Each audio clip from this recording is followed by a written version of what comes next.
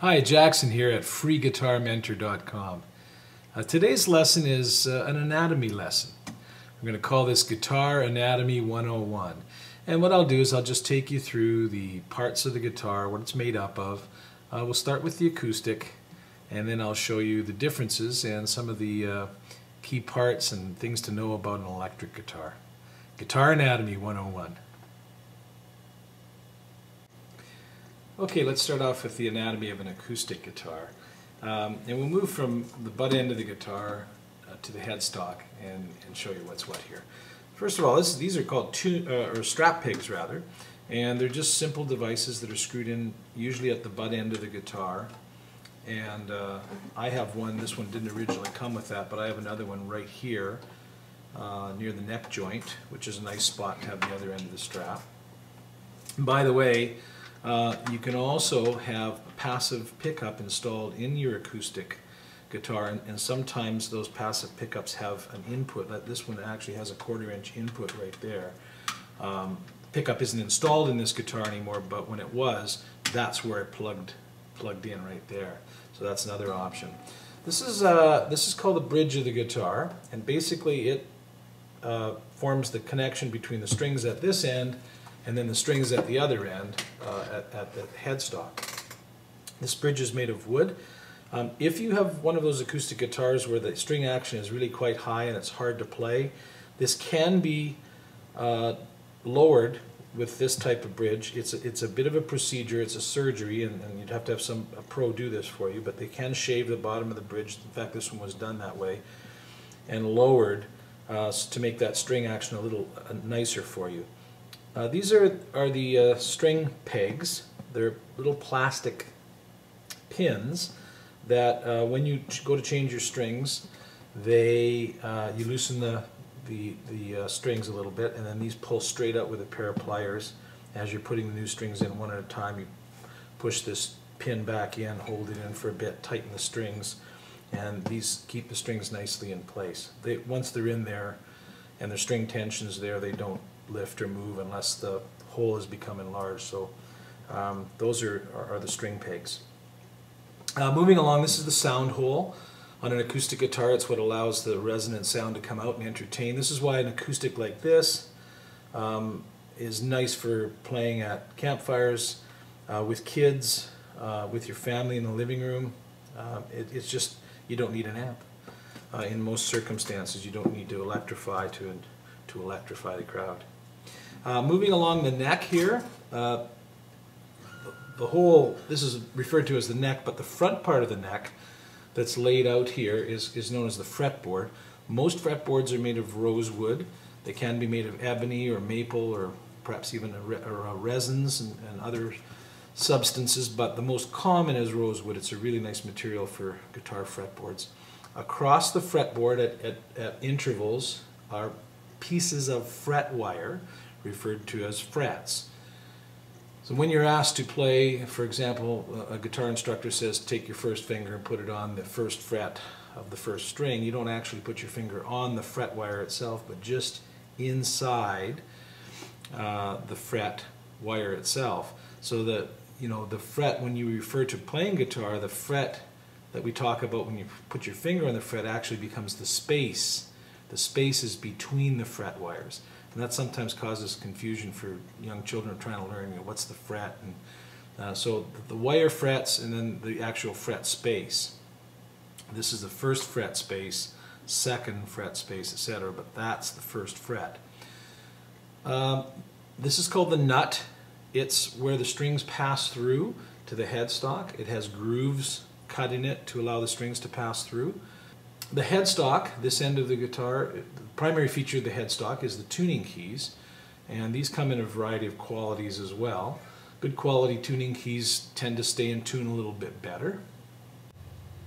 Okay, let's move on to the electric.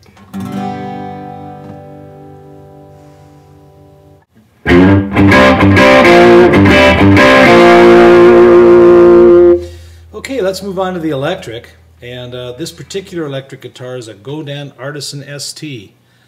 Very nice guitar if you can find it. They're not manufactured anymore, but they were manufactured in Canada. and a beautiful finish, and we'll get to the parts of the guitar here. Again, strap pegs. This guitar doesn't have strap locks on it, but particularly for electric guitars when you're playing, and it's happened to me before where the strap has come off and you've dropped the guitar, and wow, the last thing in the world you want to do is damage your guitar. So you can buy strap locks, which basically build into the strap, and when you lock them in place, that strap can't come off unless you decide to do something about it. It won't come off by accident, so that's always a good idea. The body of the guitar, in this case we've got some different components. We're an electric guitar now, so we've got we still have a bridge, but it's a bridge with individual saddles for each string, and those saddles are adjustable forward. Well, first of all, the whole bridge is adjustable up and down, but also the strings are adjustable forwards and backwards, the position of that saddle. That's critical, and I'll get to this another spot on the website. When you want to set intonation on the guitar, you can adjust those individual saddles. This particular guitar has a tremolo bar, which is of course really cool for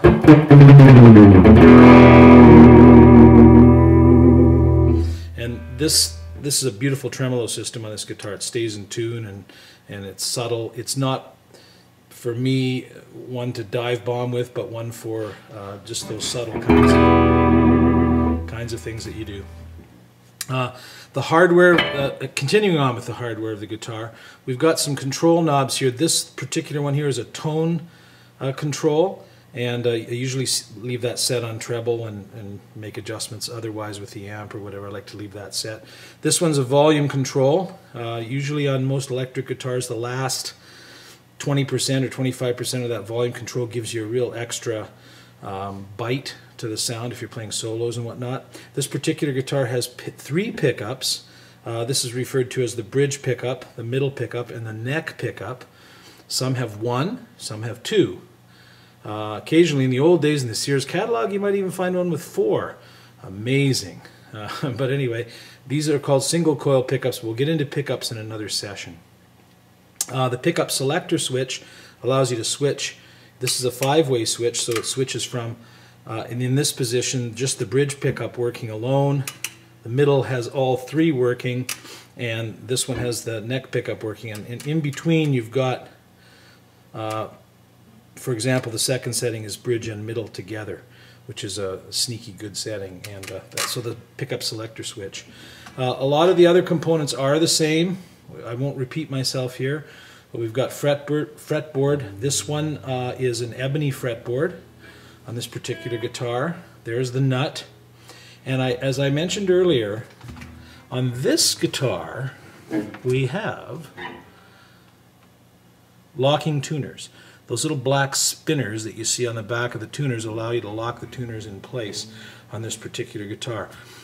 Another feature that wasn't on the acoustic are these string trees, and they just provide a little more stability. In this case I've got 2 string trees on this guitar, which allows you to pass the string underneath the string tree for the first 4 strings on this particular guitar.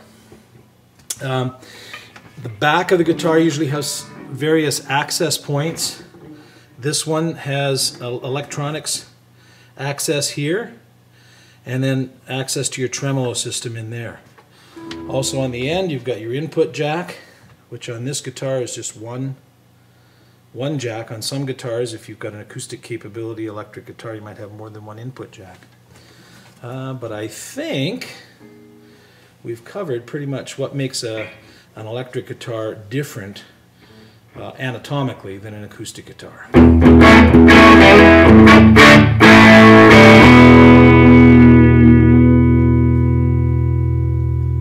Guitar Anatomy 101.